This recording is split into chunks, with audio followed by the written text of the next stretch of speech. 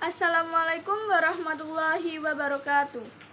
Perkenalkan, nama saya Suci Nurhayati, bisa dipanggil Suci, dengan NIM 24022042 dengan jurusan Pendidikan Guru Pendidikan Anak Usia Dini.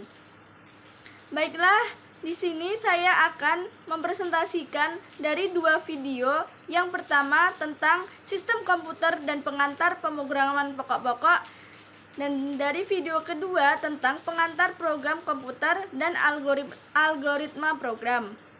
Baiklah, saya akan mempresentasikan dari video yang pertama, yaitu sistem komputer dan pengantar pemrograman pokok-pokok. Yang pertama ada sejarah komputer. Komputer pertama kali ditemukan pada tahun 1822 oleh seorang matematikawan dan ilmuwan dari Inggris yang bernama Charles Babbage.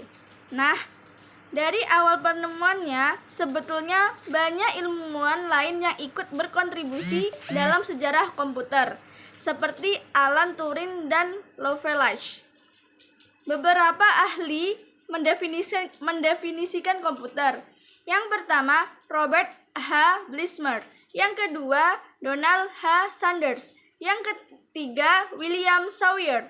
Yang keempat, Hamser DKK. Dan yang kelima adalah Yogianto.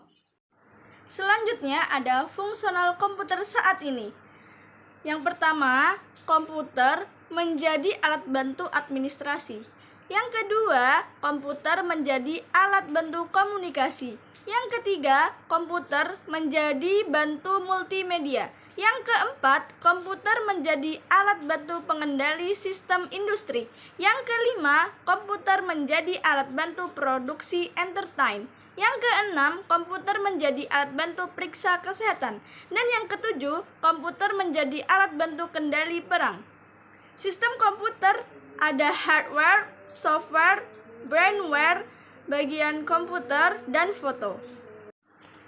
Lanjut ke video kedua, yaitu tentang pengantar program komputer dan algoritma program. Ada konsep dasar program komputer.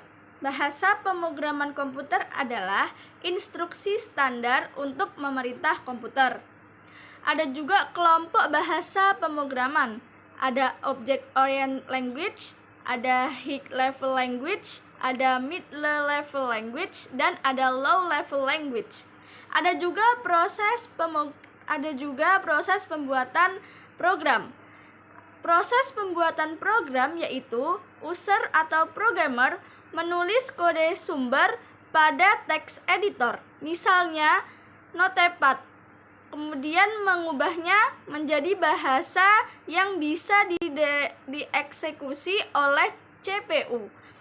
Proses pengubahan kode sumber menjadi bahasa mesin ini terdiri dari dua macam, yaitu kompilasi dan interpretasi.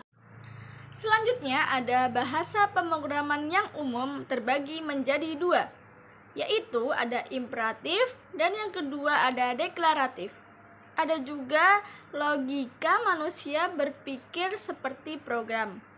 Logika berasal dari kata logos yang bermakna hasil nalar yang diutarakan dalam kata dan dinyatakan dalam bahasa. Beberapa manfaat mempelajari logika. Yang pertama, menjaga supaya kita selalu berpikir benar menggunakan asas-asas sistematis. Yang kedua, membuat daya pikir menjadi lebih tajam dan menjadikannya lebih berkembang. Yang ketiga, membuat setiap orang berpikir cermat, objektif, dan efektif dalam berkomunikasi. Dan yang keempat, meningkatkan cinta kebenaran dan menghindari kesehatan bernalar. Ada juga penalaran untuk penarikan kesimpulan. Yang pertama ada deduktif. Deduktif ini penarikan kesimpulan yang bergerak dan pernyataan benar yang umum ke khusus. Yang kedua ada induktif. Induktif ini penarikan kesimpulan bergerak dari pernyataan benar yang khusus ke umum. Selanjutnya ada algoritma program.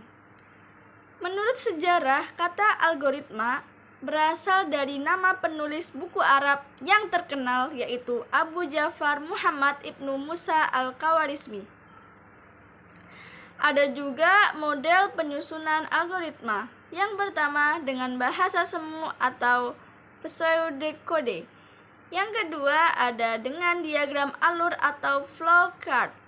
Dan yang ketiga menggunakan kalimat deskriptif. Mungkin hanya itu yang dapat saya presentasikan. Bila ada salah kata, saya mohon maaf. Saya akhiri. Wassalamualaikum warahmatullahi wabarakatuh.